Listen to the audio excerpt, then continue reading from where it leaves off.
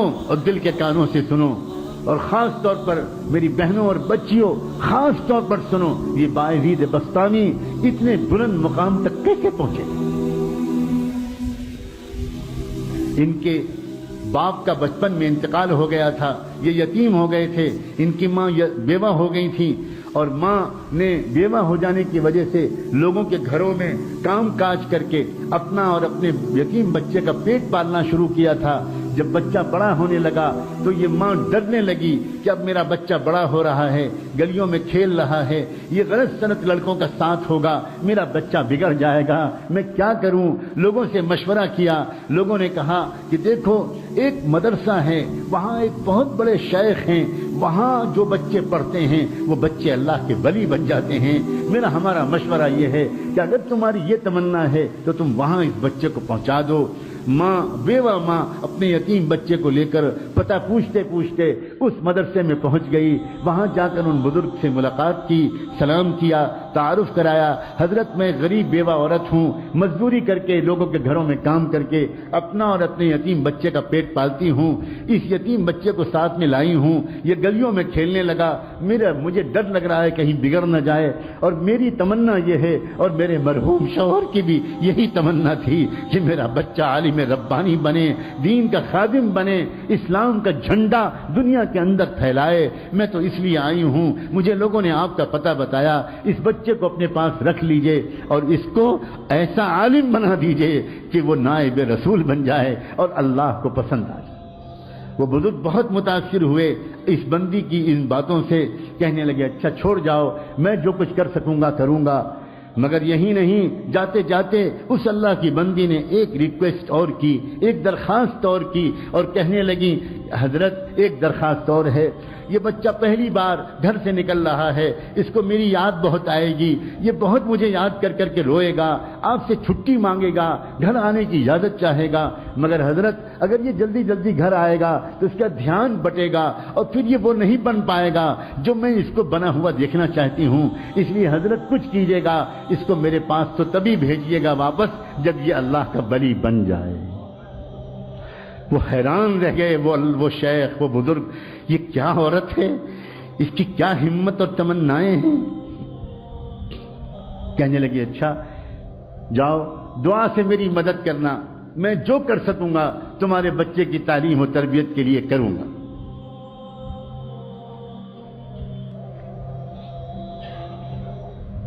چلی گئی چھوڑ کر، بچے کی تعلیم و تربیت کا سلسلہ شروع ہو گیا۔ بچے نے کچھ مہینے تک بہت صبر سے کام لیا، بالآخر ایک دن بچے نے آ کر اپنے استاد سے کہا کہ استاد جی مجھے اپنی امی کی یاد بہت آ رہی ہے، مجھے ایک دن کی چھٹی دے دیجیے، ایک دن کی چھٹی دے دیجیے، میں گھر چلا جاؤں۔ اب استاد بہت پریشان ہو، اگر اجازت دیتے ہیں، چھٹی دیتے ہیں تو ماں سے کیا گیا وعدہ ٹوٹتا ہے، اور اگر چھٹی نہیں دیتے تو اس معصوم بچے کا دل ٹوٹتا ہے، کیا کریں؟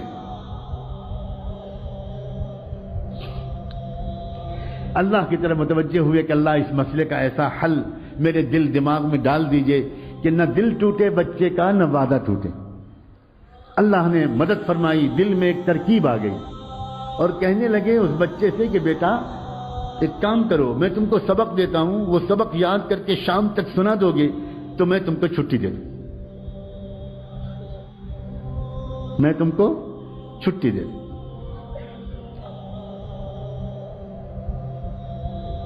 بچہ خوش ہو گیا، جی استاد جی مجھے سبق دے دیجیے۔ استاد نے سبق دیا، اور جان بوجھ کر اتنا سبق دے دیا کہ وہ شام تک یاد ہی نہ ہو پائے۔ ماں سے وعدہ کر چکے تھے، اب جو سبق دیا، بچہ سبق لے کے خوش خوش اندر گیا، اب جو اس نے پورے سبق کو دیکھا تو وہ سمجھ گیا کہ یہ شام تک یاد نہیں ہو سکتا، اب میں کیا کروں؟ کیا استاد کے پاس دوبارہ جا کر درخواست کروں کہ سبق کم کر دیجئے؟ سوچنے لگا یہ تو بے ادبی ہو جائے گی، استاد کا فیصلہ نہیں بدلا جاتا، کچھ اور کیا جاتا ہے، کیا کروں؟ گھر جانے کا دل جتنا چاہ رہا ہے، میں اپنے استاد جی کو کیسے بتاؤں؟ وہ تو سمجھتے ہیں کہ میں رات میں تکیے پر رکھ کے سر رکھ کے سو جاتا ہوں، حالانکہ میں کتنی دیر تک منہ چھپا کر روتا رہتا ہوں اپنی امی کی یاد میں، یہ میں استاد جی کو کیسے بتاؤں؟ ایک ترکیب ذہن میں آئی، اس نے کتاب کو ادب کے ساتھ رحل پر رکھا اور اللہ سے اب دعا کرنی شروع کی۔ اللہ، اپنے ننھے منھے ہاتھ اٹھائے اور کہنا شروع کیا، اللہ، بچپن سے امی یہی کہتی ہیں، یہی کہتی چلی آ رہی تھیں کہ آپ سب کچھ کر سکتے ہیں، آپ کی قدرت سب کچھ ہے، اور استاد کی روزانہ یہی بات سکھاتے ہیں۔ اللہ، آج وہ یتیم بچے کی دعا قبول کر کے اپنی قدرت کو استعمال کر لیجئے۔ اللہ، شام تک یہ سبق یاد کروا دیجئے۔ اللہ، آپ تو آپ کی قدرت کا واسطہ، اللہ آپ جانتے ہیں میں اپنی امی کی یاد میں کتنا تڑپ رہا ہوں۔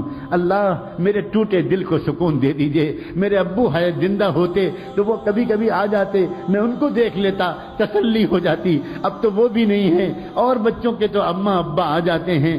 اللہ، میں اکیلا یہاں پڑا ہوں، آپ رحم کر دیجئے۔ میں استاد کے پاس جا کر بے ادبی کا گناہ تو نہیں کرنا چاہتا، لیکن یہ سبق مجھے شام تک یاد دلا دیجئے۔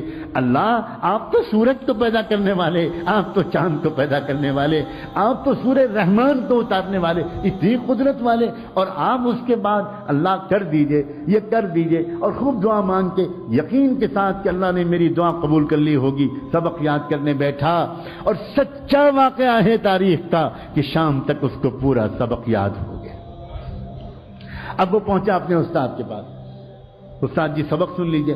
استاد کو یقین تھا، سوال ہی نہیں پیدا ہوتا کہ پورا سبق یاد ہو جائے۔ سناؤ بیٹا سناؤ۔ اب جو بچے نے سبق سنانا شروع کیا تو استاد حیران رہ گئے، اس طرح اس نے پورا سبق سنا دیا کہ نہ کہیں بھولا نہ کہیں اٹکا۔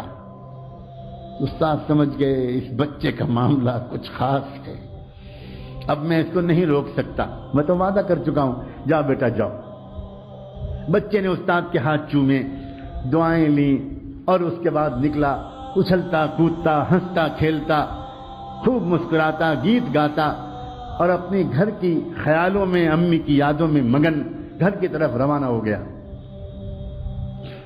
اس طرح جاؤں گا، ایسی آواز دوں گا، ایسے پکاروں گا، امی ڈھونڈے گی، میں چھپ جاؤں گا، پھر پیچھے سے آ کے امی کو پکڑ لوں گا، اب مزہ آئے گا، پھر امی مجھے کھانا کھلائیں گی، پھر امی مجھے اپنے پاس سلائیں گی، کب سے امی کی خوشبو نہیں سونگی۔ انہی خیالوں میں ایک چھوٹا سا معصوم بچہ کس طرح گھومتا ہوا گیا ہوگا، آپ خود سوچو۔ گھر پہنچا، گھر کا دروازہ بند تھا، امی، کوئی جواب نہیں ملا، امی دروازہ کھولیے، کوئی جواب نہیں ملا، زور سے اس نے پھر آواز دی، امی دروازہ کھولیے، تو اندر سے جواب ملا، کون ہے دروازے پر؟ من دق الباب۔ تو بچے نے باہر سے کہا، امی میں آپ کا باعزید ہوں، دروازہ کھولیے۔ تو اندر سے جواب آیا عجیب لہجے میں، کون باعزید؟ یہ والا میرا باعزید نہیں ہو سکتا، میرا باعزید تو تب آئے گا جب اللہ کا ولی بن جائے گا، میرا باعزید تو یہ نہیں ہو سکتا۔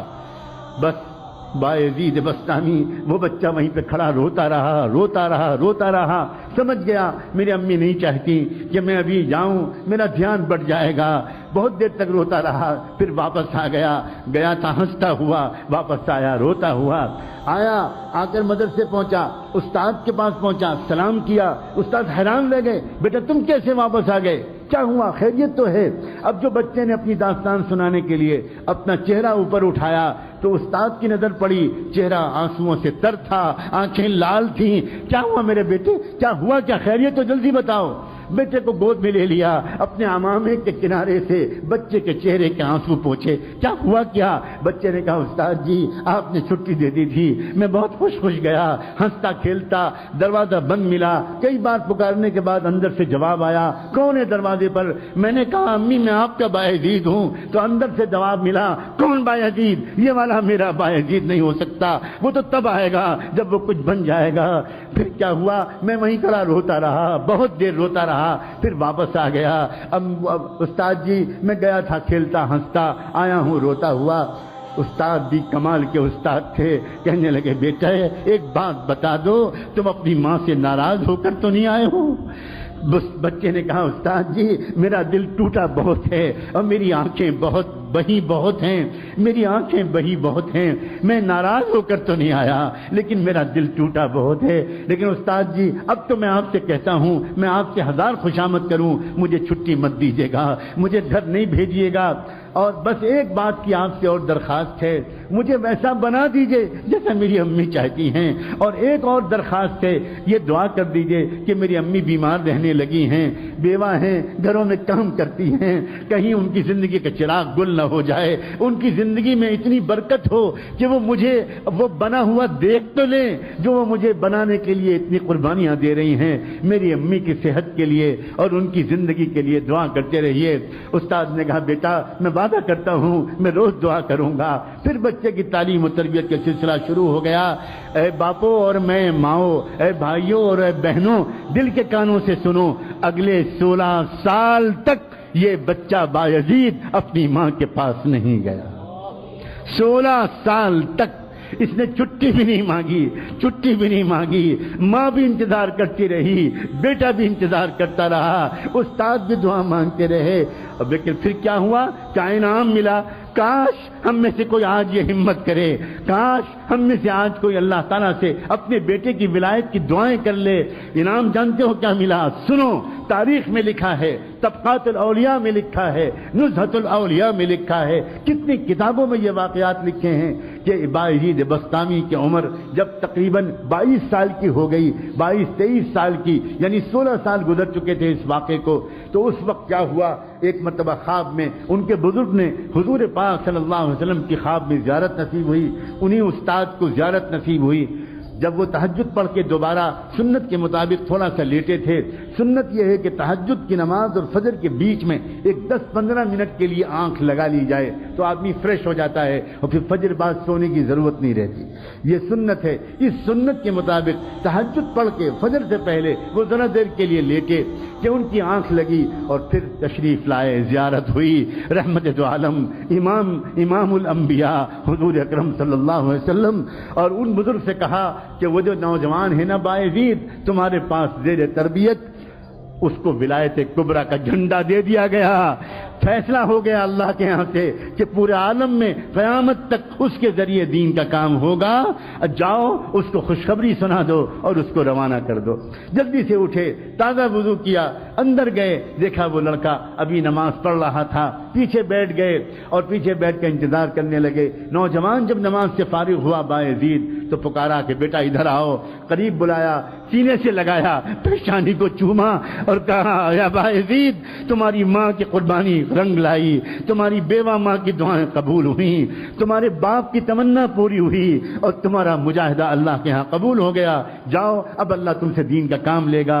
سینے سے لگایا، نور نسبت کو منتقل کیا، اپنا عمامہ اتار کر ان کے سر پر رکھ دیا، کہا جاؤ اب تم سے اللہ دین کا کام لے گا، اب تم کو یہاں ٹھہرنے کی ضرورت نہیں۔ بایزید بسطامی نے اپنے استاد کے پھر ہاتھ چومے، پیشانی کا بوسہ لیا، سر پر ہاتھ پھروایا، دعائیں لیں اور پھر اس کے بعد روانہ ہوا۔ وہی راستہ تھا، وہی گھر تھا، وہی گھر کا دروازہ تھا، آج بھی دروازہ بند تھا، مگر آج کیا ہوا؟ جیسے ہی پہنچے اور جا کر آواز دی امی، پہلے ہی دروازے آواز پر ماں دوڑی ہوئی آئی، دروازہ کھول دیا، سامنے نوجوان سنت کے لباس میں ملبوس، تقوی کی نور پیشانی سے پھوٹتا ہوا۔ ماں نے دیکھا آ گیا میرا بیٹا، آ گیا میرا لال، میرے جگر کا ٹکڑا آ گیا۔ بچے نے کہا جی امی میں آ گیا۔ ماں کے قدموں پر بچہ گرنے لگا، ماں نے جلدی سے بچے کو اٹھایا، تھاما، اپنے کلیجے سے لگایا، آؤ بیٹا آؤ، کب سے میں تیرے انتظار میں تھی، بستر پر بٹھایا اور کہا بیٹا تھوڑی دیر انتظار کر لو، میں ابھی گرم گرم کھانا تجھے کھلاؤں گی، مگر میں پہلے اپنے مالک کا شکر تو ادا کر لوں۔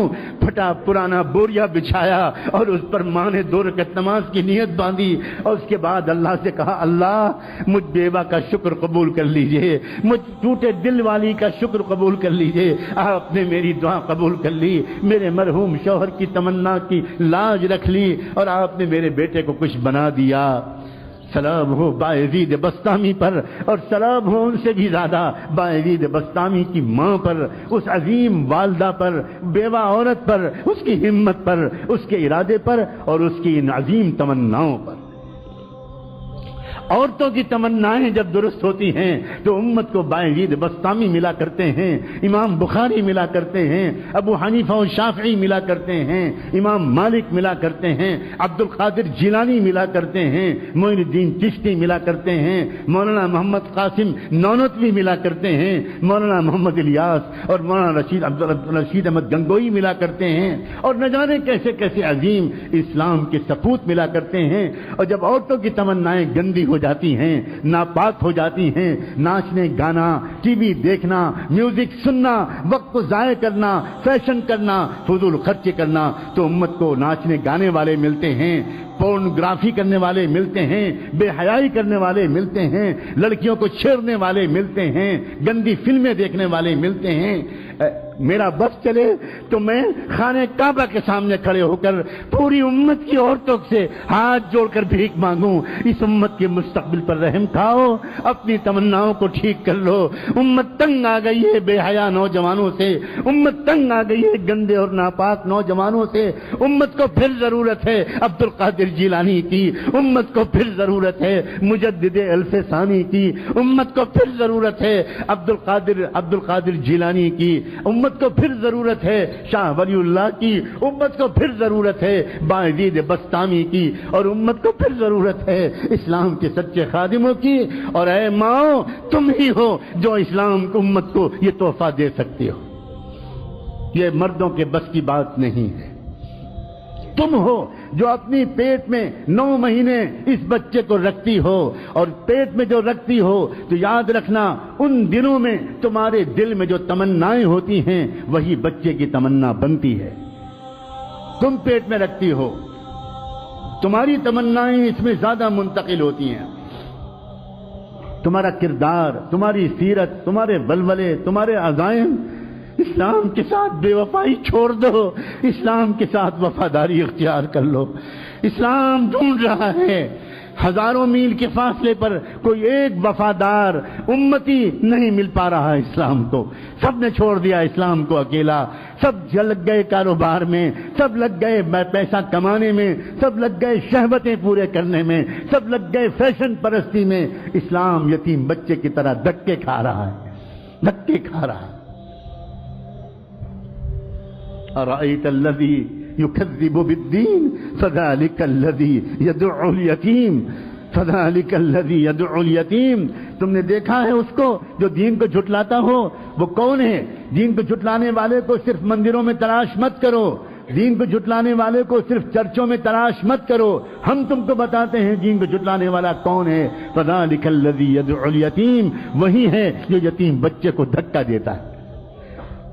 آج تو محمد کا دین یتیم ہو گیا، اللہ کے رسول کا دین یتیم ہو گیا، اور ہم اس دین کو یتیم بنا کر گھر سے دھکے دے کے نکال رہے ہیں۔ شادی کے موقع پر اس دین کو نکال دیا جاتا ہے، سنتوں کو نکال دیا جاتا ہے۔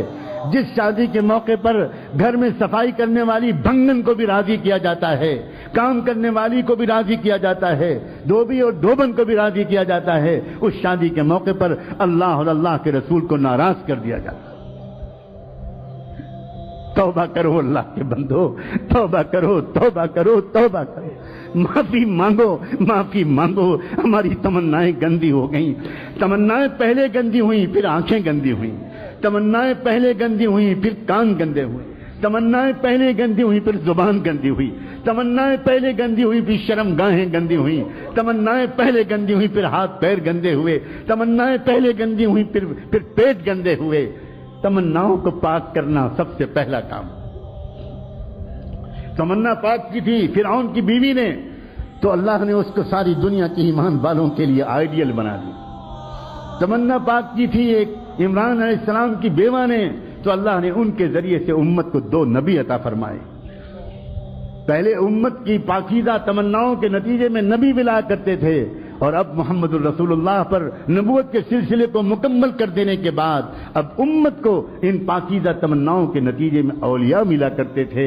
کیا ہم اس دور میں آ گئے ہیں کہ اب ولی بھی ملنا بند ہو گئے، بند ہو گئے، بند ہو گئے؟